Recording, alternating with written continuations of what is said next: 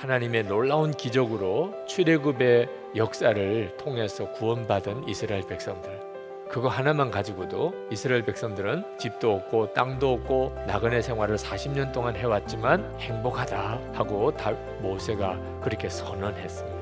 이 시편 114편은 바로 그 출애굽 사건, 하나님이 이스라엘 백성을 이렇게 구원하신 민족이 있겠는가 라고 할 만큼 놀라운 기적으로 출애굽시키신 그 기사를 시로 아주 시적인 표현으로 노래하고 있는 시편입니다. 그런데 이런 성경에 나오는 기적에 대해서 읽고도 별로 감동을 못 느끼는 사람들도 꽤 많습니다. 그렇게 생각하는 이유가 있는데, 그것은 실제로 지금 자기의 삶 속에서 하나님의 기적을 보지 못하기 때문입니다. 내 삶 속에서는 하나님은 전혀 역사하거나 기적을 행하시지 않으시니 이게 어떻게 믿어지겠냐, 그런 거죠. 우리가 기적을 구하기보다 지금 일어나고 있는 기적을 보는 눈이 열리게 해달라고 기도하는 게 옳습니다. 지금은 하나님이 너무나 많은 기적을 행하고 계시기 때문에 그렇습니다. 우리의 매일매일의 일상이 사실은 하나님의 기적입니다. 박완서 작가가 일상의 기적이라는 시를 썼습니다. 얼마 전에는 젊은 날에 윗분으로 모셨던 분의 병문안을 다녀왔다. 몇 년에 걸쳐 점점 건강이 나빠져 이젠 그분이 자기 힘으로 할 수 있는 것은 눈을 깜빡이는 정도에 불과했다. 돌아오면서 지금 저분이 가장 원하는 것이 무엇일까 생각해 보았다.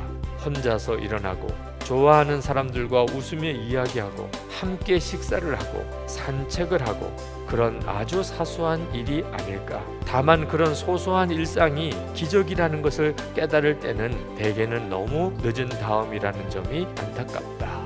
여러분, 우리는 정말 기적 가운데 살고 있습니다. 어떤 사람이 보기에는 내가 아주 평범하고 일상적인 그런 생활을 하는 것 같아 보이는 이 모든 것이 다 기적입니다. 그런데 예수를 믿는 우리들은 모든 사람들이 누리는 이런 일상의 기적과 또 비교할 수 없는 하나님의 기적과 은혜를 받고 삽니다. 이스라엘 백성들이 출애굽할 때 그들이 경험했던 기적은 홍해가 갈라지고 요단강이 갈라지고 산과 들이 요동하는 것이 아니었어요.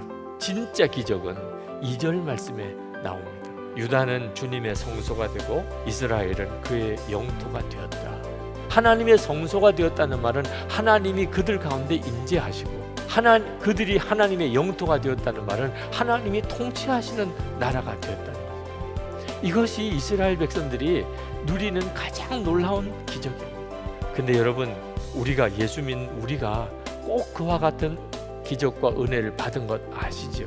우리는 성령이 임하시는 하나님의 성전입니다. 예수 믿고 하나님의 성령이 우리 가운데 오셔서 우리가 하나님의 성전이 되었고, 예수님은 우리의 왕이십니다. 우리 자신이 하나님의 영토가 된 거예요. 하나님이 왕이신 곳이 하나님의 영토니까.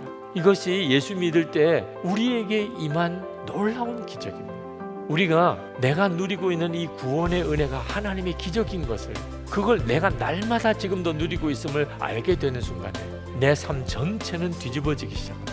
여러분도 그런 하나님의 놀라운 기적 가운데 살고 싶으시죠? 매일 기록해 보십시오. 오늘 하나님 저에게 허락하신 하나님의 기적을 알게 해 주옵소서.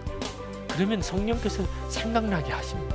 이것이 내가 너에게 허락한 기적이야. 이것이 내 삶 속에 일어나고 있는 기적이야. 근데 그냥 생각만 하고 넘어가면 힘이 안 됩니다. 꼭 기록해 보시기 바랍니다.